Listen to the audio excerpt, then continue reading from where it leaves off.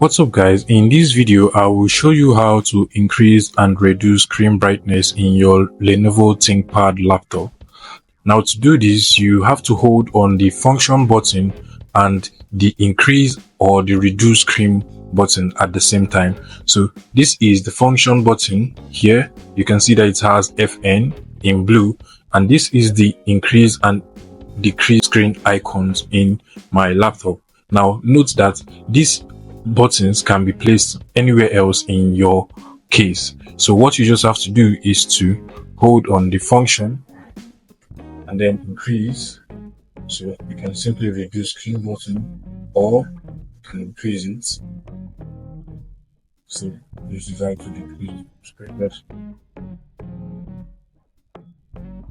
So that is simply how to increase or decrease the screen brightness of your Lenovo ThinkPad laptop.